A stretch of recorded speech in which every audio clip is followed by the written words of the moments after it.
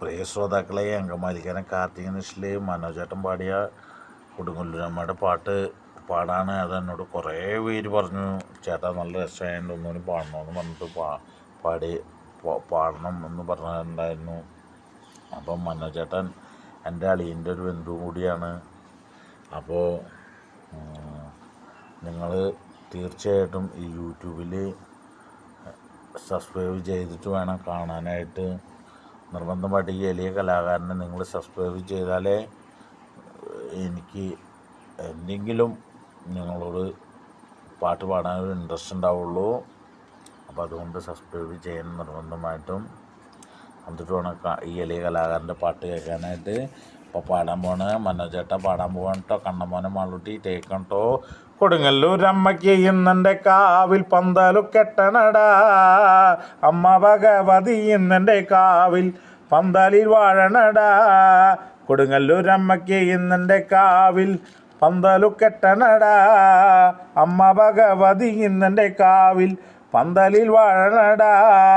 പള്ളത്തു നിൽക്കണ ചെല്ലമുള വെട്ടി നാലുകാലോല പന്തൽ, കൊടുങ്ങല്ലൂരമ്മയ്ക്ക് ഇന്നെൻ്റെ കാവിൽ കുരുത്തോല പന്തലിട്ടേ. കൊടുങ്ങല്ലൂരമ്മയ്ക്ക് ഇന്നെൻ്റെ കാവിൽ പന്തലു കെട്ടണടാ, അമ്മ ഭഗവതി ഇന്നെൻ്റെ കാവിൽ പന്തലിൽ വാഴണടാ. കൊടുങ്ങല്ലൂരമ്മയ്ക്ക് ഇന്നെൻ്റെ കാവിൽ പന്തലു കെട്ടണടാ, അമ്മ ഭഗവതി ഇന്നെൻ്റെ കാവിൽ പന്തലിൽ വാഴണടാ. അപ്പം എല്ലാവർക്കും നമസ്കാരം.